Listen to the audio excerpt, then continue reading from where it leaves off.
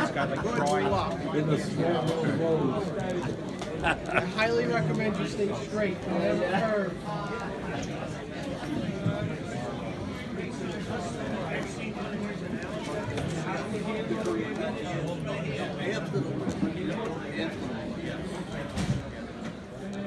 Nobody makes it noise.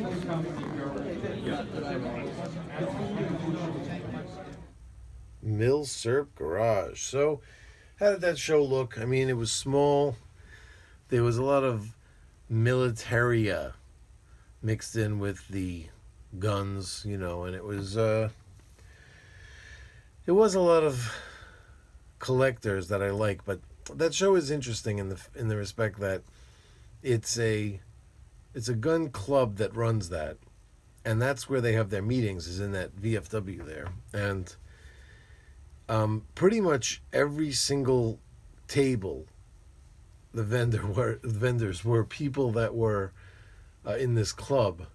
So you can imagine, like, they trade amongst themselves all of the best stuff, I kind of get the feeling, and then everything that kind of gets filtered down that nobody kind of wants, I'll throw it on the table next time we have a show, kind of thing. I always get that vibe every time I'm there. But I did pick up, a couple of these older 22s that you see me doing videos on. I did get them there, so they're always good for that. They always seem to have a bunch of older 22s, which they had this time too, but just nothing that caught my eye. But I didn't go away empty-handed. For $10, excuse me, I'll show you what I got for $10. For $10, I got a bunch of books and magazines. Number one, this really cool catalog from 1971 for Edelman's, which was an East Coast mail order place, and they had stores, brick and mortar stores too. It's kind of like Cabela's, but there were only two of them. There was one in New York and one in Pennsylvania, and this is their catalog. It's pretty cool to look through and see their catalog. By two rifles that I have posted on this channel, the BL-22 Grade 2 and the Ruger 1022 Deluxe Sporter were both bought at Edelman's. Okay, so back in the day, we're talking about 70-something, or early 80s. I think I might mention in the video when they were exactly bought. I don't even remember. What else? And this book, remember, all of this under $10. This book is from like 1960, and I liked it. It was like a nice little cool handbook. This is something you can gift to someone that's just getting into handguns. I like these. See, I like these kinds. These are nice. I like those kinds of breakdowns like that. These are nice. I like how they just call this the Browning 380 caliber standard automatic. It was like the 1910, didn't really have a name. It was just like the Browning automatic. And check out this book, History of Smith & Wesson by Jinx. This is a book that's, look, it had $25 up here in the corner or whatever. And remember, all these books and all these magazines that I'm going to show you are all $10. But this is a great book. This is a book that if you knock around on eBay, you're going to pay a bit of money for. You know what I mean? And I saw it and grabbed it. Look, it breaks it down. J-frame. That's what I like about it. Look, when you see it starts. Well, of course, it starts with like the Flowbird. Look, way back here. I think I saw it when I flipped through the first time. Where is that? I thought I saw a Flowbird. Maybe I was just imagining things. Yeah, here we go. That was it. And here we go. This is like the beginnings of Smith & Wesson. The 22 was invented here. This is where the 22 was invented. With Smith & Wesson, the Smith & Wesson and the Flowbird. And then some crazy Smith & Wessons that I don't even know about. I'm sure one of these days my brain will get around to absorbing them. And then the K-frames. How gorgeous. N-frames. J-frames. Beautiful book. It really is a beautiful book. And then it moves into the semi-autos and stuff like that. This was an older book from the mid-70s, 77. But you can see all these reprintings. This one, 9th printing, June 1988. So this is from 1988, which is why it's in such good shape. And they must have added stuff at the end, like this kind of stuff, the newer kind of stuff here, which is kind of cool. So you get the old book plus some new stuff. Now here's what's really cool. These magazines, right? I love when I see crates of these magazines. Usually this guy wanted 10 cents a piece. So I'm going through, I'm just grabbing anything that's not water stained, tattered, or or otherwise, anything that looks decent, and I'm just grabbing them for 10 cents. What's interesting about these is, like, see this one, May 1968. 1968 was the Gun Control Act. It's before that.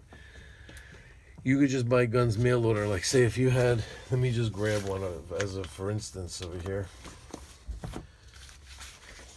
Let's take, like here, 1963, this magazine, right? Same magazine. 1963, you could open up to a place like this, and you read the text and everything, like, it'll blow your mind. You just buy these. You just buy these, pay for them, and they mail them to your house. Just like that. That's how things were back then. No serial numbers. Nothing had a serial number. Well, the military rifles and handguns had serial numbers, but they weren't being recorded anywhere. And a lot of stuff that was, just civilian guns, they didn't have serial numbers. That's just literally how it was. That you just ordered one. It was like ordering a toaster online. It was the same thing. And in 1968, that had changed. That's why you see, this is a 68 magazine, and you see that there's a lot of talk about laws and rules, and everyone was confused about, what do I have to do now? What does it mean that they're recording serial numbers? So you see in like 69, you'll see a lot of those. With these, it's like you're saying that, but I don't see it here. Here's 69. I don't see anything on the cover. It's true. These particular guns magazines weren't really very political, so they didn't talk about that stuff much. And a lot of what this guy had were these guns magazines. But it is interesting to see the difference in how they talk about purchasing and things like that, like the vernacular they use and everything, like after 1968 is so much different than before, especially right after. But you do see a lot of talk about his same brand of magazine here. I never even heard of this. Guns Finest in the Firearms Field. They had the same moniker from 1961 all the way up to 81. I don't know why this magazine seemed to escape me. I haven't really heard about this one much. 74, 77. And there's a couple of weird ones thrown here. Survival magazine. Popular guns. Competitive shooting. It's interesting. Handgun designs of W.H.B. Smith. See, I like that when they talk about the designers.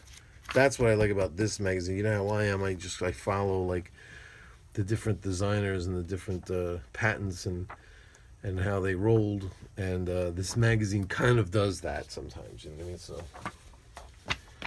from what I'm noticing here, like I said, I didn't really know of it much, but just for me poking through it, I was like, I'm grabbing these. These look interesting. They kind of do what I like to do. 1977.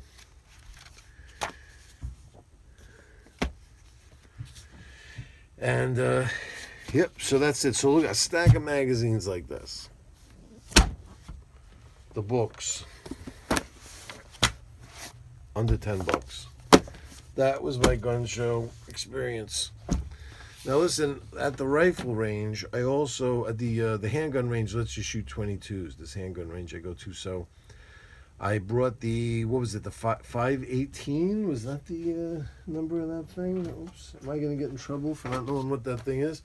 But that Remington 22 that fired, supposedly would fire, the 550-1. The Remington 550-1, I'm going to do a video in a little bit on that. I'm compiling everything in now and getting it together.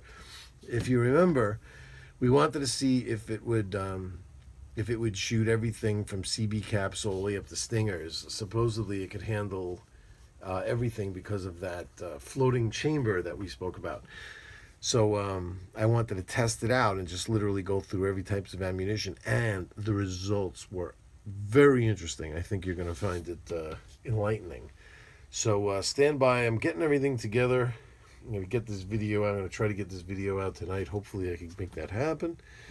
But I just wanted to show you about this literature that I got there at the gun show. And now I'm going to break out that 550, and I'm going to get to work examining exactly what's going on, compiling these videos and my ammo, and I'll be back with you, and we'll take a look at what we got.